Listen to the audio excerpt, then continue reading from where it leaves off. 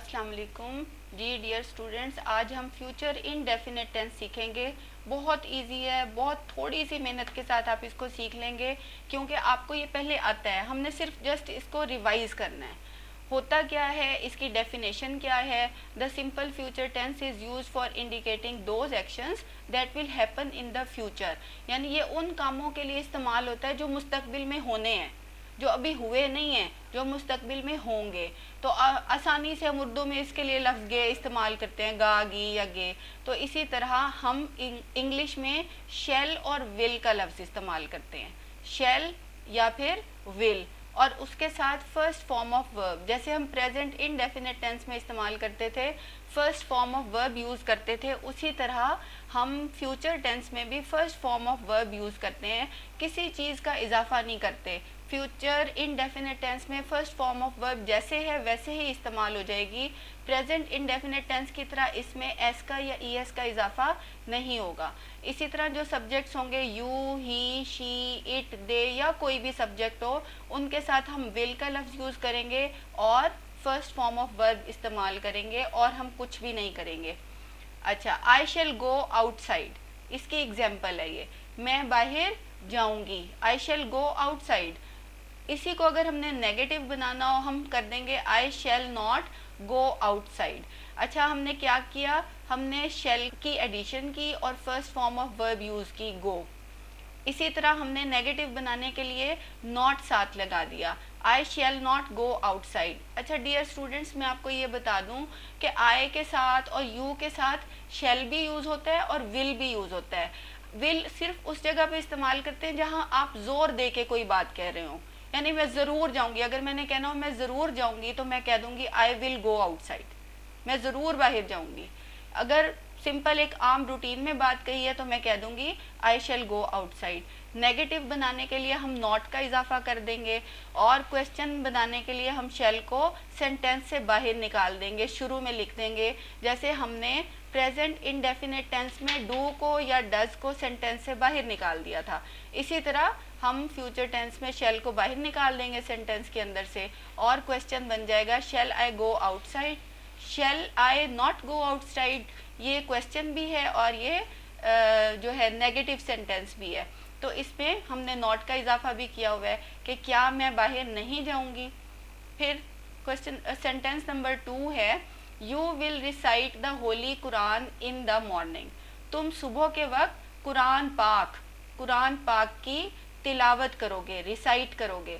You will recite the Holi Quran in the morning. इसी को negative बनाया, हमने नॉट साथ लगा दिया, you will not recite the Holi Quran in the morning. फिर हमने इसको बनाया इंटेरोगेटिव या फिर क्वेश्चन, उसके लिए विल को बाहर निकाल दिया, will you recite the Holi Quran in the morning. इसी तरह हमने नेगेटिव एंड इंटेरोगेटिव दोनों बनाना था, एक ही सेंटेंस में दोनों चीज़ें डालनी थी, तो हमने इसको किया will you not recite the Holi Quran in the morning.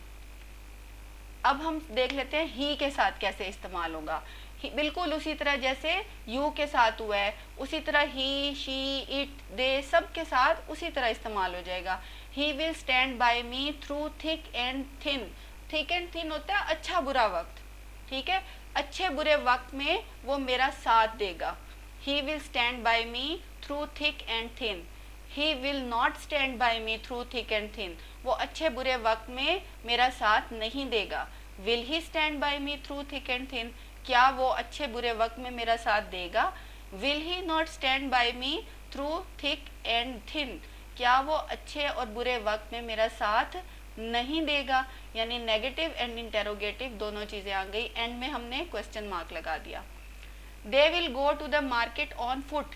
On foot पैदल, वो पैदल मार्केट जाएंगे, वो बाजार पैदल जाएंगे। They will not go to the market on foot, will they go to the market on foot, क्या वो पैदल मार्केट जाएंगे, बाजार जाएंगे।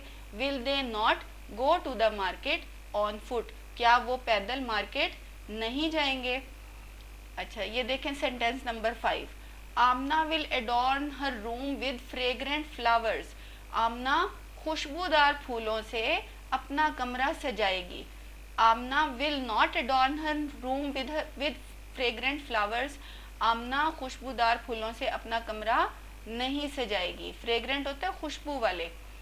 Will Amna adorn her room with fragrant flowers, क्या आमना खुशबूदार फूलों से अपना कमरा सजाएगी? Will Amna not adorn her room with fragrant flowers, क्या आमना खुशबूदार फूलों से अपना कमरा नहीं सजाएगी। अच्छा, इसमें मैंने 2-3 वर्ड्स ऐसे यूज किए हैं जो आप जानते तो होंगे लेकिन जहन से निकल जाते हैं। जैसे इस स्लाइड में मैंने फ्रेग्रेंट यूज किया है, एडोर्न किया था। अब इस स्लाइड में मैंने थ्रू थिक एंड थिन किया है और ऑन फुट किया है। ठीक है, जब आपने उर्दू टू इंग्लिश ट्रांसलेट करना है, खास तौर पे सेकेंड ईयर के स्टूडेंट्स आप सुन लें, तो आपने क्या करना होता है, उर्दू टू इंग्लिश ट्रांसलेशन में उर्दू के अल्फाज आते हैं वो हम आम रूटीन में इस्तेमाल कर रहे होते हैं, लेकिन ट्रांसलेशन करते हुए हमारे जहन से निकल जाते हैं। जैसे पैदल, तो बाय फुट लिख देंगे या कुछ और लिख देंगे, इस तरह नहीं, ऑन फुट। इसी तरह अच्छे बुरे वक्त के लिए ये बड़ा अच्छा एक्सप्रेशन है, थ्रू थिक एंड थिन। सजाने के लिए एडोन का लफ्ज़ है और फ्रेग्रेंट खुशबूदार के लिए। तो उम्मीद है आपको ये समझ आ गया होगा अच्छे से। इसकी मज़ीद एक्सप्लेनेशन भी मैं आपके साथ शेयर करूँगी। Thank you.